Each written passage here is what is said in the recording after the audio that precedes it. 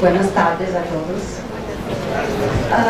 En primer lugar, me gustaría mucho de agradecer a la comisión organizadora del seminario, en especial en la persona de las profesoras Núbia Garzón, la profesora Glória Orea, que son muy amables, queridas personas, queridas compañeras de trabajo, y a profesora Lina, que foi muito amável em el contato.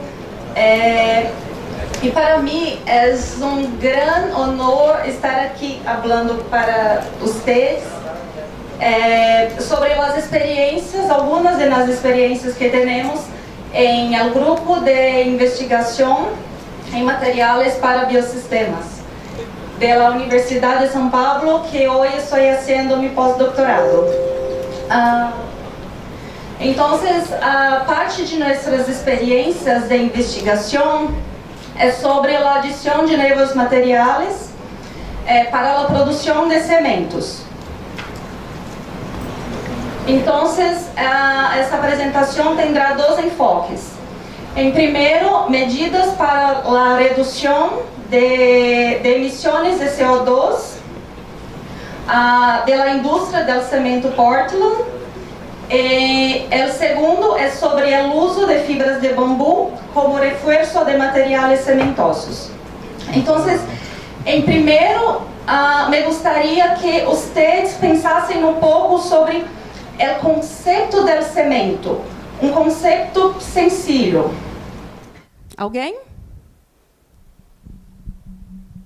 Alguém se habilita? Os estudantes de engenharia civil.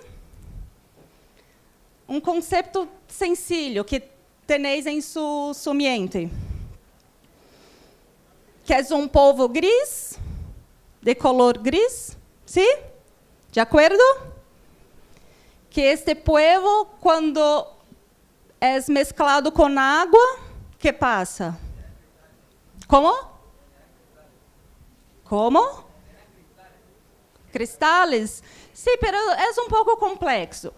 Se endurece, ¿sí? Se forma aglomerantes que são usados para o quê? Para construções. Desde construções muito simples, sencillas, como blocos de cimento, concreto, terras, habitações, edifícios comerciais e também grandiosas obras como estas. Então, sim, é um material muito importante para todos, para a humanidade. Verdade? Sim ou não? Então, aqui temos a mais alta torre dos Estados Unidos, que foi também construída com cimento. E estes três exemplos de construções, de grandiosas construções, alguém sabe? De onde são? China. Sim, sim. Que esta importante e grandiosa usina hidrelétrica, esta interligação de um viaducto com uma puente que liga as duas partes da cidade de Xangai, em China, e esta, mais recentemente inaugurada em China. Como? A puente marítima mais grande do mundo, que tem 55 quilômetros. Então, nenhuma dessas construções poderiam ser hechas sem o uso do cimento. Então, sim, é um material muito importante para os sencillos, para os grandiosos, pero tenéis em conta o impacto que a produção do cimento causa para o meio ambiente? É tremendo. Então, sim, o cimento é a segunda substância mais utilizada do mundo, que se queda atrás solo del agua. Entonces,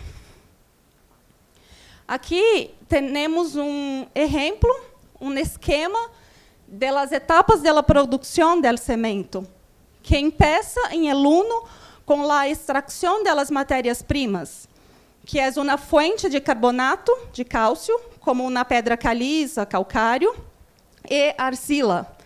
Então, sim, aqui já há um grande impacto ambiental. Por quê? Porque estamos extraindo uma matéria que é de fonte não renovável. Em el número 2, temos a trituração de grandes peças de calcário e arcila em pequenos troços. Então, sim, aqui também há um impacto com o consumo de energia para a trituração desses materiais. Perdona. Em número 3, há uma homogeneização e a molienda também do cimento com a arcila. O número 4 é um pré-calientamento desse material antes que entre em el horno. Que o número 5 é uma pré-calcinação para que, de fato, em el número 6, é o responsável por as mais grandes emissões de CO2 da indústria do cimento. Então, aqui, em el número 6, esse material, que é uma harina, chamada de harina cruda, que é a mescla de calcário com arcila, é calcinada à temperatura de 1450 graus. Então, aqui, nessa etapa 6, ocorre 60% das emissões do CO2 da produção do cimento. É nessa etapa de número 6, e as demais, só há molienda, são etapas que também se consome energia e que é responsável por 40% das emissões de CO2. Então, aqui temos em conta que, para calcinar um material a 1450 graus, se necessita muita energia também. Então, são 2 pontos. A emissão do CO2 em razão da calcinação.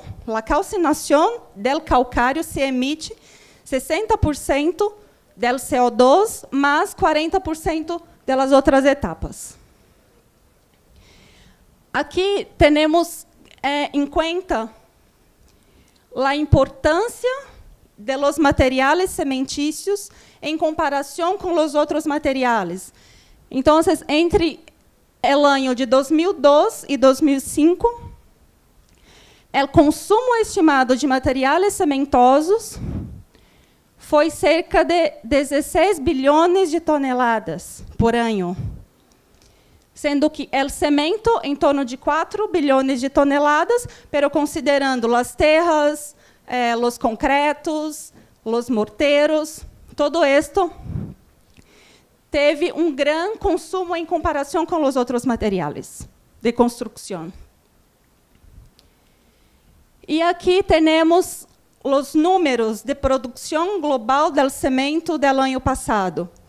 Então, a China, por que a China pode construir grandiosas obras, grandiosas construções? Porque se produz muito cimento e tem um outro fator, que se vocês observarem, tem que a China foi o maior produtor do cimento, que foi mais grande que o resto do mundo, o segundo, Índia, e o terceiro, os Estados Unidos. Por quê? Que esses países foram os países que mais produziram cimento no mundo. Por quê? Como? Sim, pero por quê? Por que necessitavam? Porque são os 3 mais populosos países do mundo.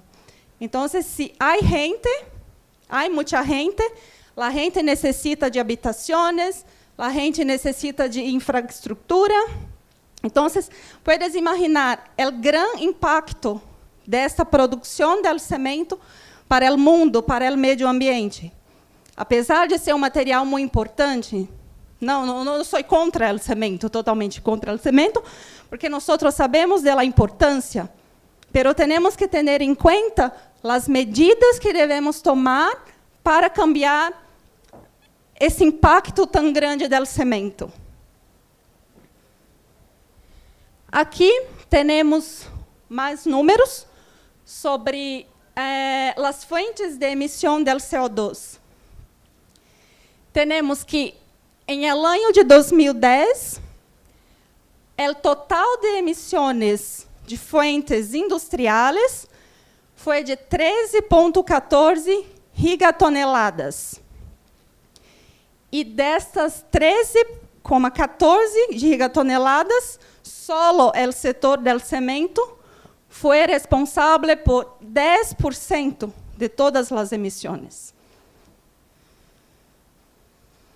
Então, aqui, mais números, nós temos que, para produzir 1 tonelada de clinker, o que é o clinker?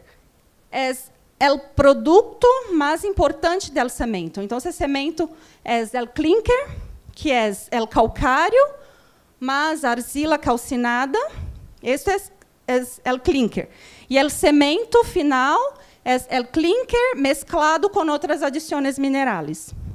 Então, para cada tonelada de clinker, temos esse número, na média global, de 900 quilos de CO2.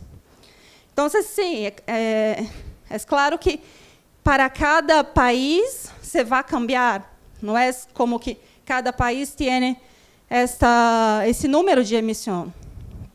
Então, como eu disse antes, 60% das emissões é da calcinação do calcário, que com a calcinação do calcário se produz cal e CO2, que é emitido para o meio ambiente. Então, se aumentar a eficiência energética da produção do cimento não é suficiente. Para reduzir as emissões do CO2, tem que se cambiar a composição química do cimento. Então, aqui temos 4 importantes estratégias que são importantes para reduzir essa emissão de CO2 para o ambiente, que é a eficiência energética dos hornos, que, então, hoje, a eficiência energética dos hornos é como que 50% melhor do que de los anos 70, por exemplo. Então, sim, necessitam, sim, fazer mais investigações, cambiar mais a tecnologia de los hornos, para que, sim, que nessa etapa também se pueda diminuir a emissão de CO2. Mas não é a mais importante. O segundo, os combustíveis. Então, em Brasil, por exemplo, 65% de los hornos, o combustível que se usa em los hornos da indústria de cimento de Brasil, se usa coque de petróleo. Outra parte é de carvão mineral. Então, se uma maneira de cambiar os combustíveis seria a utilização de los resíduos. Na Europa, por exemplo, se utilizam cerca de 80% de los resíduos de las ciudades, los resíduos industriais. E um resíduo muito importante que tem potencial para uso como combustível são os pneumáticos, llantas, sim, que é um resíduo que temos em todo o mundo, que é um problema, um grande problema, que se pode utilizar como combustível. E aqui, as 2 últimas estratégias que temos, que são estratégias que nós já trabalhamos em Brasília, na Universidade de São Paulo, e em muitos outros institutos de investigação que trabalham com cimento, que é o trabalho com adições minerais para a substituição do clinker e a captura e utilização do CO2. também em la própria indústria del cemento. Então, se a adição mineral como substituição parcial del cemento é uma estratégia efectiva para as emissões del CO2, ¿por quê? Porque a calcinação del clinker é responsável por 60% das emissões del CO2. Reduz o consumo de energia e aumenta a produção del cemento sem necessidade de utilização de novos hornos e o uso de menor quantidade de los recursos naturais, como o calcário e a arcila. Então, aqui temos potenciais substitutos para o cemento. Alguns, sim, já são utilizados, que são resíduos que já são utilizados, e alguns outros que, sim, têm muito potencial para ser utilizado. O humo de sílice, já existem investigações que mostram a eficácia do uso de humo de sílice como substituição parcial do cemento. O resíduo de vidro, nós temos um companheiro em laboratório que está estudando resíduo de vidro, e sim, os resultados sim, estão muito promissores. As cenizas vegetais, que aqui que é um ponto muito importante, que eu vou falar mais adiante. As pozolanas naturais, que o uso é milenar, que nós temos grandiosas obras que foram construídas há 1.500 anos atrás, 2.500 anos atrás, que são as pirâmides do Egito Antigo, uma grande construção que nós temos hoje, que mostra a contribuição das cenizas para a durabilidade, que é o Coliseu em Roma. O Coliseu foi construído com cenizas vulcânicas do Vesúvio, em Itália.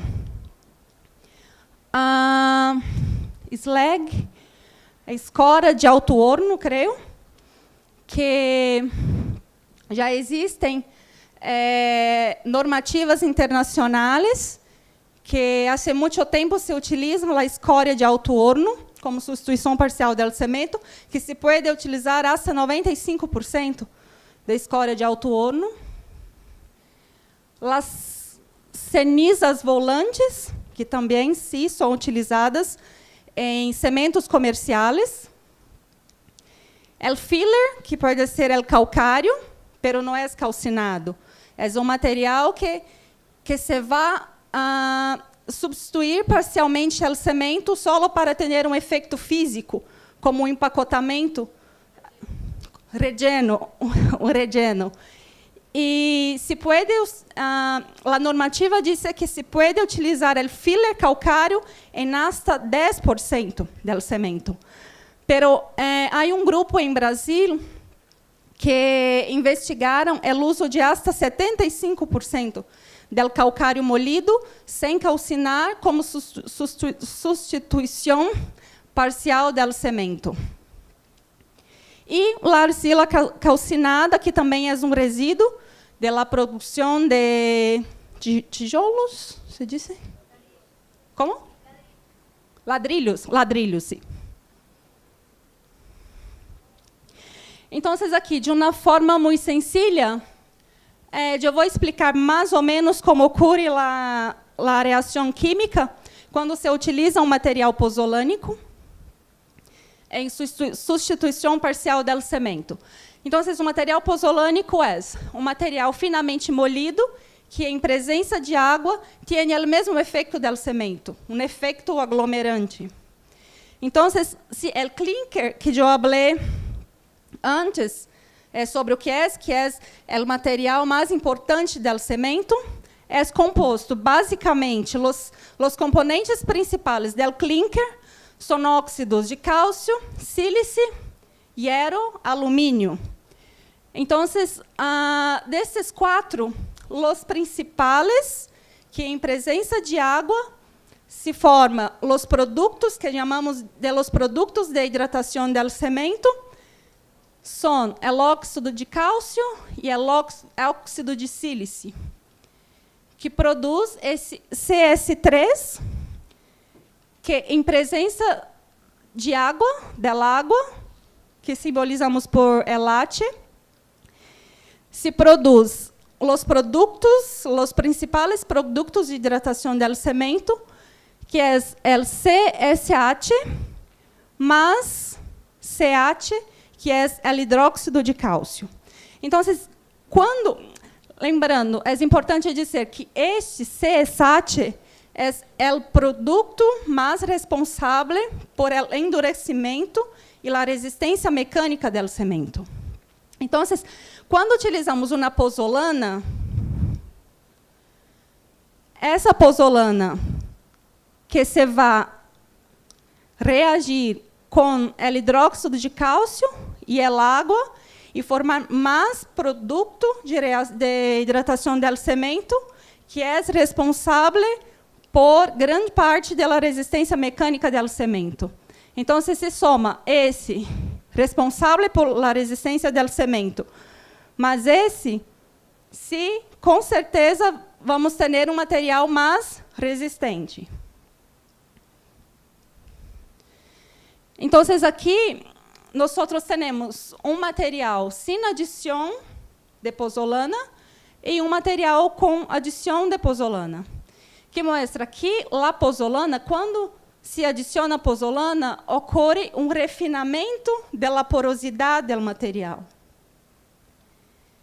que, em consequência, vamos ter um ganho de resistência mecânica do material.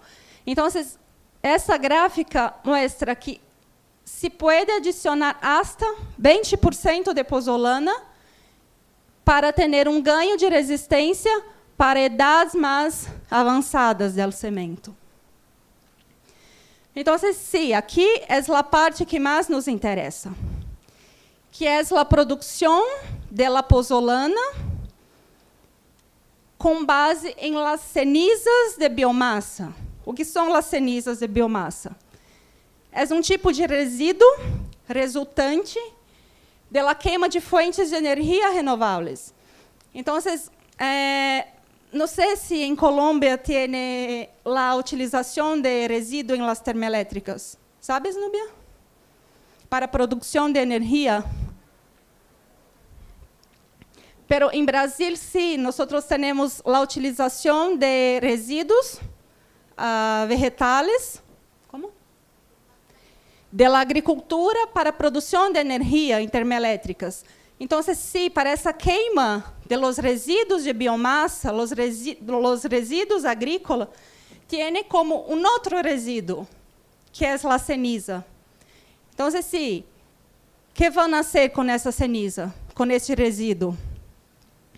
Há uma utilidade, que é a substituição parcial do cemento. Então, para que essa ceniza se pueda ser estudada como um potencial aditivo mineral para o cemento, tem que ter um mínimo de 40% de sílica, hasta 30% de alumínio e percentuais mínimos de óxido de cálcio e de hierro.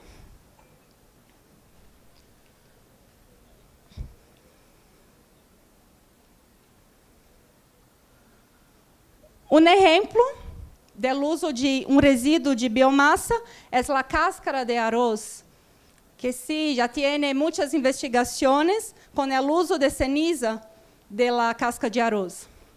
Então, aqui temos um dado que, em la temporada 2017-2018, de arroz, de todo o mundo, foi de 486 milhões de toneladas, sendo que a produção mais grande foi também os países mais populosos do mundo, China e Índia.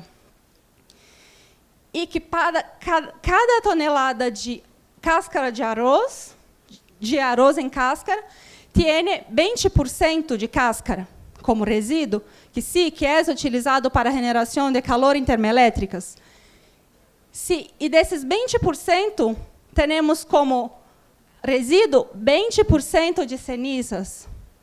Então, se considerar essa temporada, teríamos 19 milhões de toneladas de cenizas no mundo. Então, sim, é um material que merece ser estudado para o uso em cemento. Mas nós que já trabalhamos com cementos, sabemos que sim, que é uma ceniza potencial para substituição parcial do cemento, porque tem uma alta porcentagem de sílica, que se pode variar de 74% a 97%. E aqui, que se prova que não estou mentindo, que a ceniza da cáscara de arroz sim melhora a resistência mecânica do cemento. Então, sim, se pode utilizar até 30% de substituição parcial do cemento por ceniza da cáscara de arroz. Sim, e claro que para as edades avançadas, que é mais importante para nós, que quer dizer que, além da resistência mecânica, é um indicativo que sim, que vai melhorar a durabilidade do material. Outro resíduo muito importante, principalmente para nós em Brasil, que é o bagaço de cana-de-açúcar. Não sei, aqui em Colômbia, não sei como é a mesma. Então, se a produção brasileira dessa temporada de 2017 e 2018 foi de 633 milhões de toneladas, que foi mais grande que del arroz, a produção. Então, sim, temos que... E o bagaço de cana-de-açúcar já está sendo utilizado para a generação de energia em Brasil. Não sei se em Colômbia também. Então, sim, se utilizam, principalmente as usinas que produzem açúcar, etanol, já utilizam o bagaço, que é resíduo, para a produção de energia, e tem como resíduo de cenizas 25% da produção é um resíduo. Então, sim, para essa temporada, temos 44 milhões de toneladas de cenizas. Vocês podem imaginar 44 milhões de toneladas de cenizas como resíduo que é depositado. Onde vai ser depositado? Então, sim, também é um potencial material para a substituição parcial do cemento, porque tem 61% de sílica. Mais uma vez, uma comprovação que para a ceniza do bagaço de canha não se pode utilizar tanto como a ceniza de cáscara de arroz, que hasta 20% de substituição não se tem uma redução da resistência mecânica a idades mais avançadas, como 90 dias. Sendo que para substituições mais grandes, se tem uma redução da resistência mecânica. Então, sim, a substituição ideal seria em torno de 20%. Outro resíduo, que também não sei se em Colômbia se utiliza, que, na verdade, não é um resíduo, é uma planta que é responsável por 0,2% da energia do Brasil, que é o pasto elefante, que tem um rendimento mais baixo, mas sim, é um resíduo. Se essa planta, essa gramínea, é responsável por 0,2% da energia do Brasil, se tem um resíduo dessa queima do pasto elefante, que também tem em torno de 50% de sílica, que está ali no limite de 40%, que é uma condição para o uso. Então, aqui também, as idades mais avançadas, mostra que o pasto elefante, quando queimado a 60 graus, se tem um ganho em comparação com o cemento, sem adicção. Não é tão representativo como os outros estudos, e foi mais baixo que o uso da ceniza de bagaço de canha. Pero sim, mesmo que, por exemplo, a resistência mecânica fuera igual, é um benefício, porque se estará substituindo parte do cemento por um resíduo.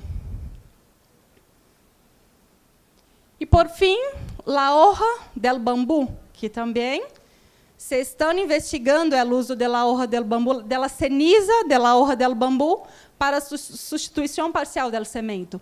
Então, quando se utilizam a canha del bambu para aplicações estruturais, que eu sei que em Colômbia é como uma referência do uso do bambu como construção, como Índia, como China, como Madrid, que tem o aeroporto de Madrid, muito bonito, não sei se conheces, que é construído com bambu.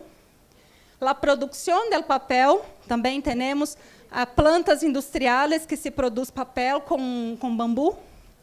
Produção de fibras para reforçar matrizes orgânicas e inorgânicas. E eu sei que em Colômbia também tem a produção dessas fibras, que nós, inclusive, utilizamos, compramos algumas fibras de Colômbia para uso como reforço do cemento. E produção têxtil, que sabemos que sim, que já existem roupas produzidas a partir da fibra do bambu. Então, sim, para todo esse uso do bambu em forma de canha, sim, se tem resíduo que é a hoja, que tem 79% de sílica.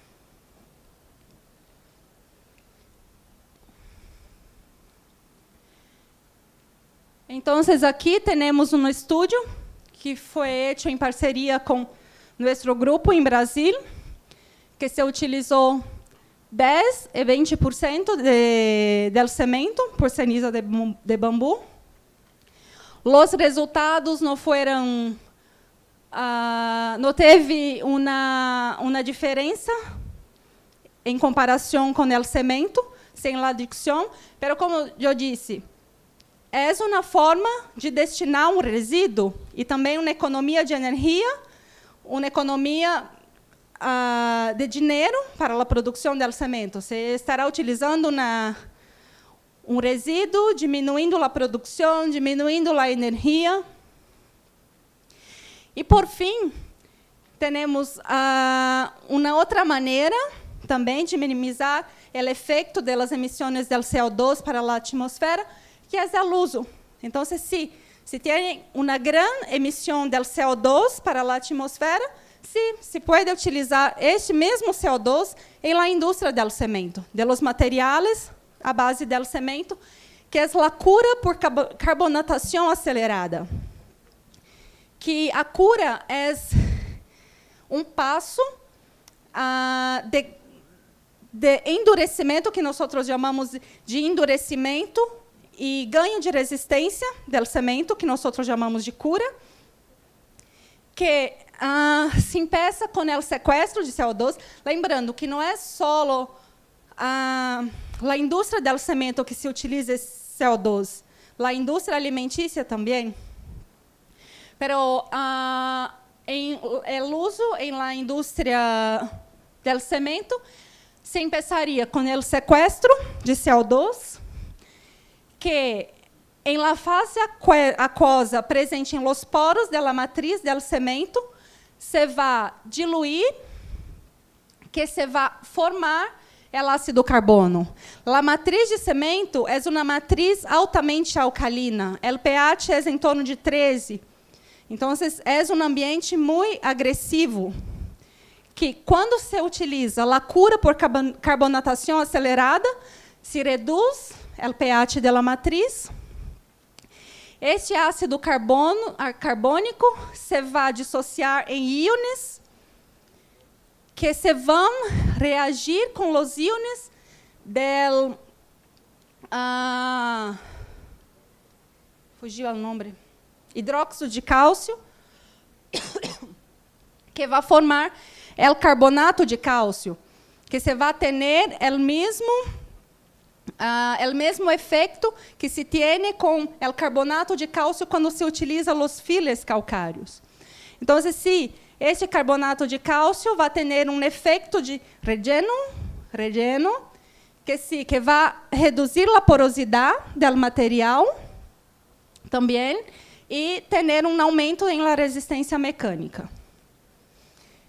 E aqui são resultados de um estúdio que nós fizemos em Brasil, que mostra uma matriz reforçada com 8% de pulpa de celulosa, mais 1% de celulose nanofibrilada. Este material submetido à lacura por carbonatação acelerada com 15% do CO2, se aumentou a resistência mecânica em comparação com o material que não foi carbonatado, que não foi utilizado o CO2 em lacura. Um outro estudo foi feito para ver o efeito do CO2 de lacura por carbonatação acelerada em la durabilidade do material. Então, a gráfica mostra que esse material que foi submetido a testes de envelhecimento acelerado mostrou que não teve uma redução em sua resistência mecânica em comparação com o material que não foi submetido à carbonatação. Não, que foi submetido à carbonatação. Não, que não foi envelhecido. Ambos foram submetidos à cura por carbonatação acelerada.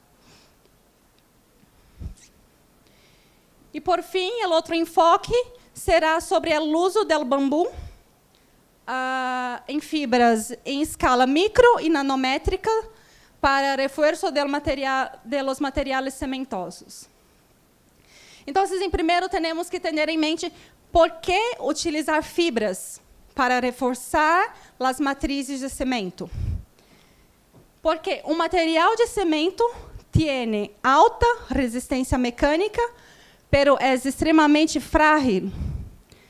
Então, se um material à base do cimento se é submetido a um impacto, tem uma ruptura abrupta, que não se deforma e que não se pode utilizar depois da primeira fissura, que será possivelmente a única. Mientras um material de cimento reforçado com fibras tem um efeito que nós chamamos de multifissuração.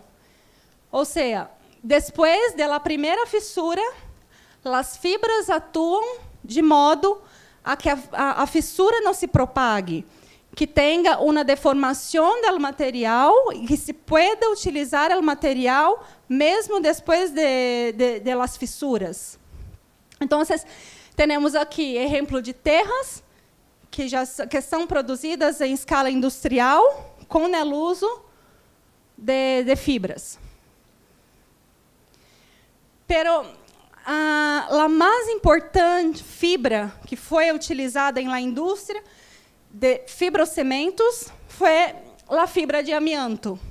Então, em el año, isso devido às impressionantes características e propriedades desta fibra, que foi uma fibra, de fato, muito importante,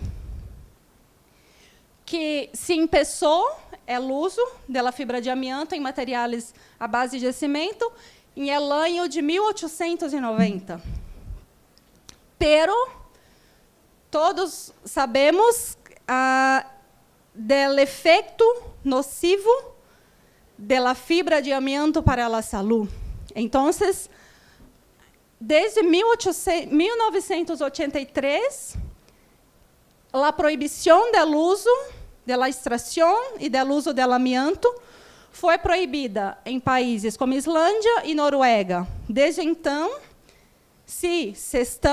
muitos países estão estudando a proibição dessa fibra. E hoje temos 65 países e regiões do mundo que proibiram o uso de amianto. Inclusive, Brasil, nesse ano, se proibiu a extração. Nós temos em Brasil uma grandiosa mina de amianto que não se pode mais extrair e nem usar. Pero ainda temos 4 países que se vão produzir e comerciar o amianto para os outros países que não proibiram o uso, que é a China, Cazaquistão, Rússia e Zimbábue. Pero se proibiu o uso de amianto, como se vai ser? se desde 1983 se ha proibido o uso do amianto, já tem uma outra fibra. Sim?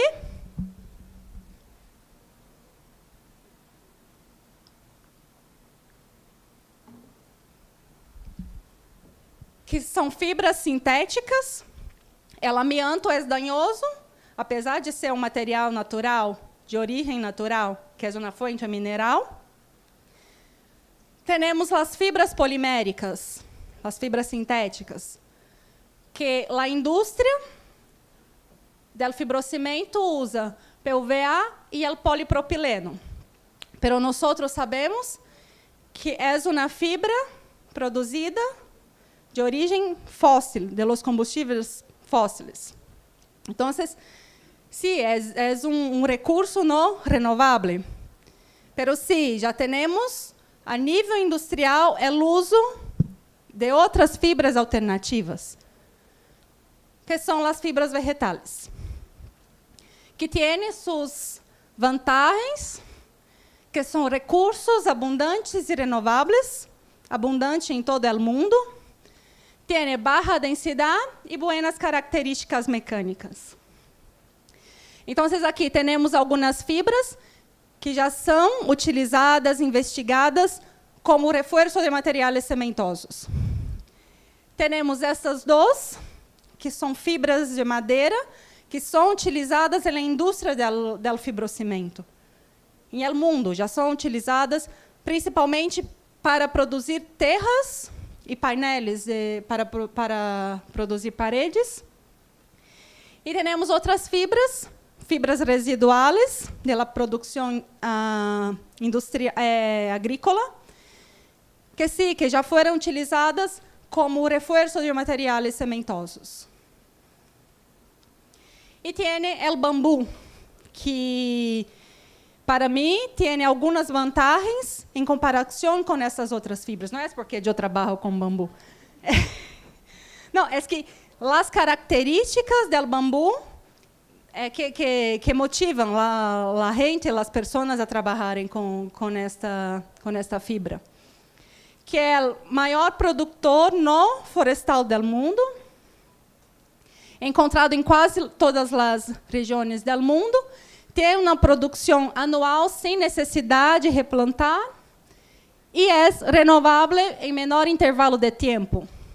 Esta foto mostra uma plantação industrial para uma produção de bambu para uso industrial de Brasil, que tem 15.000 hectares de bambu para a produção de celulosa e papel. E nessa indústria se produziam papel, se produziam bolsas, se diz? Bolsas para armazenamento e transporte do cimento. E uma forma de utilização da fibra de bambu em materiais cementosos é na forma de pulpa celulósica. Porque, em comparação da pulpa de bambu, que é uma fibra em escala micrométrica, é que tem uma melhor homogeneização na matriz. Então, tem grão para uma mesma massa, tem mais grande volume de fibras em todo o material. E nós utilizamos o processo de pulpação, que é o processo organosolve, que é uma alternativa ao processo Kraft, que é utilizado em las plantas industriais de pulpa e papel, que é um processo mais limpo, porque se utiliza reagentes mais limpos, reagentes orgânicos, como, por exemplo, o etanol. Então, quando se utiliza este processo, tem uma recuperação mais fácil do reagente no final do processo, por uma simples destilação. A recuperação da lignina, que é um resíduo da produção da celulosa, que é um resíduo que se pode comercializar. Então, aqui temos um esquema de uma fibra, uma macrofibra, uma fibra de bambu, uma fibra de bagaço de canha, que, sobre a ação de reagentes químicos, alta temperatura, em torno de 190 graus, e pressão. Então, vocês imaginem, em suas casas, uma panela de pressão, que é o mesmo princípio que nós temos para a produção da pulpa. Temos as fibras, as microfibras de celulose individualizadas. Claro que essa pulpa, que chamamos de pulpa não blanqueada, tem um residual de lignina e hemicelulosas e outros componentes amorfos. Que aqui temos a pulpa não blanqueada, ou pulpa marrom, e o resíduo, que é a lignina, mesclada com hemicelulosas extrativos. E uma outra forma de uso da celulose, das fibras vegetais, é sobre a forma de nanofibras, celulose nanofibrilada. Que é a celulose nanofibrilada, ela é produzida só por um processo mecânico, que não há a necessidade de químicos, como para a produção de nanocristales, por exemplo. Então, a estrutura da fibra é aberta no processo de nanofibrilação, que vai liberar nanofibras nanofibrilas, que têm parte amorfas e cristalinas. Então, a vantagem do uso de celulose nanofibrilada como reforço dos materiais sementícios é isto, que uma fibra se tornou várias fibras. Então, a área superficial específica de aqui é muito mais grande que esta. Então, esta área, elevada área de superfície específica, vai formar um forte enlace entre a matriz de cimento, ou a matriz orgânica também, que se pode usar a celulose nanofibrilada como reforço de matrizes orgânicas, que, em consequência disso, vai aumentar a resistência mecânica do material. Então, aqui temos um dos processos para a produção da celulose nanofibrilada, que é o processo grinding. Este é o equipo que nós temos em laboratório, na Universidade de São Paulo. O processo é muito sencillo. A suspensão de pulpa de microfibras em água, como aqui a pulpa, se vai entrar nessa parte que tem um disco de abaixo que se rotaciona.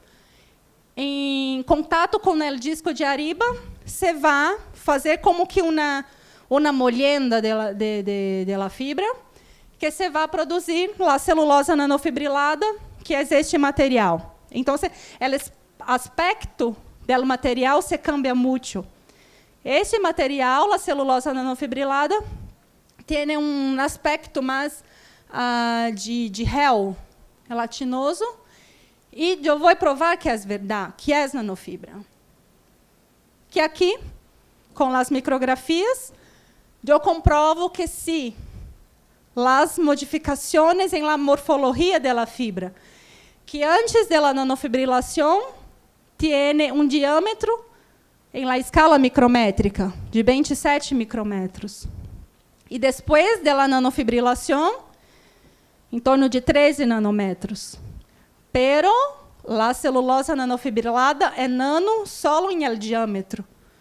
O comprimento está em escala micrométrica. E aqui temos a micrografia da celulose nanofibrilada em el cemento. Como eu disse antes, a capacidade de enlace da celulose nanofibrilada com a matriz é impressionante. Virem como esta elevada área de superfície específica, como se liga com a matriz. E aqui temos alguns resultados mecânicos, que não se mostram muito buenos. Conseguem ver que não é tão bueno o uso solo da celulose nanofibrilada? Por quê? Sí, sí. Solo con el uso de la celulosa nanofibrilada tiene un ganho en la resistencia mecánica en comparación con una matriz con 8% de pulpa, pero es un material extremamente frágil. Entonces, no es bueno. O que eu disse não é verdade. Que sí, que é um material potencial e blá, blá, blá, e blá, blá, blá. Pero eu vou provar que se pode cambiar. Então, sim, a resistência mecânica é boa, pero a tenacidade é muito baixa. Pero eu tenho uma solução, que é o uso de fibras híbridas, de pulpa, com os mesmos teores de celulose nanofibrilada, que é incrível o câmbio do comportamento mecânico. Aqui nós temos só com 8% de pulpa, com 3% de nano, que tem resistência mecânica, pero é frágil. Aqui tem tenacidade, pero não tem resistência mecânica.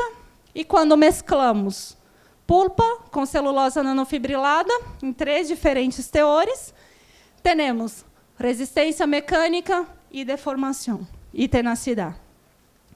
Para 3 diferentes teores, pero é ótimo que nós conseguimos foi 7% de pulpa, mais 1% de celulose nanofibrilada. Então, sim, boa resistência mecânica, boa tenacidade. E aqui a micrografia mostra também a celulose nanofibrilada com enlaces com a matriz e com a pulpa. Uma micrografia de um material híbrido, com reforço híbrido. E aqui, eu digo que essa é a minha micrografia favorita, que mostra claramente, em torno da pulpa, como a celulose nanofibrilada se vai ligar, se vai criar ligações com a matriz. Então, como observações finais, temos que a redução, voltando em primeiro tema que tratamos, que a redução da quantidade de clinker reduz as emissões do CO2 originada por la decomposição do calcário, que tem um potencial econômico para os resíduos da agricultura e da agroindústria que seriam descartados, tem um benefício econômico obtenido por um consumo menor de cimento Portland, mantendo a resistência mecânica e a durabilidade do material, e que o uso de um reforço híbrido em escalas micro e nanométricas se pode obter um material cementoso com alta resistência mecânica e tenacidade, e que essas duas tecnologias mais simples, mais limpas, incluem a substituição parcial do clinker e o uso de fibras vegetais, que contribuem para reduzir o impacto ambiental da produção de materiais à base do cimento. Então, muitas graças à Universidade Pontifícia Bolivariana. E aqui temos, eu digo que ponente do suelo, de nossa universidade, que é muito bonita. Não passa nada. Muitas graças. Muitas graças. Não sei se tem tempo para perguntas. Tem? Se tem perguntas. Abrimos tempo para perguntas.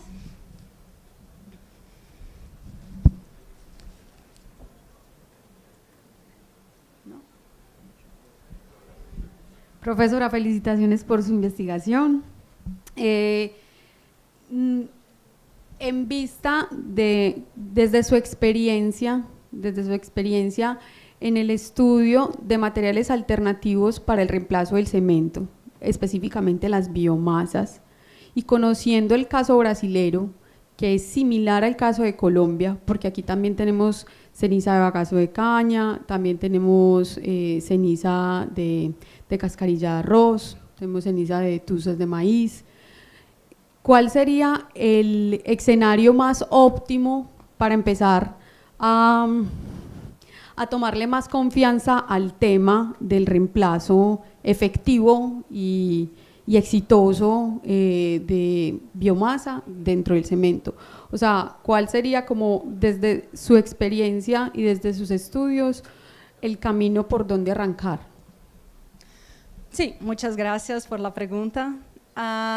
Creo que el primer paso es la divulgación, porque la divulgación que nosotros tenemos es básicamente en el medio científico, en el medio académico. Entonces, creo que es muy importante termos proyectos de extensión, né, de la universidad con las indústrias que produzem materiais cementosos, que produzem el cemento, para que, com resultados, de fato, as indústrias puedan ver que sí, que tiene potencial, que tiene cambio em las propriedades do material quando se usa resíduo, que é resíduo que tem em abundância, por exemplo, como as cenizas, que é resíduo da produção de energia, resíduo das termoelétricas. Então, se as indústrias fazem parte dos projetos de extensão com as universidades, creio que esse é o primeiro passo. Porque você vai ter investimento das indústrias para que possam ver os resultados palpáveis, que não é uma coisa que alguém está contando. É uma coisa que a empresa, a indústria vai estar ali presente, acompanhando toda a investigação. Então, creio que esse é o primeiro passo, que a indústria tenha o contato, a participação efetiva e as investigações nessa linha.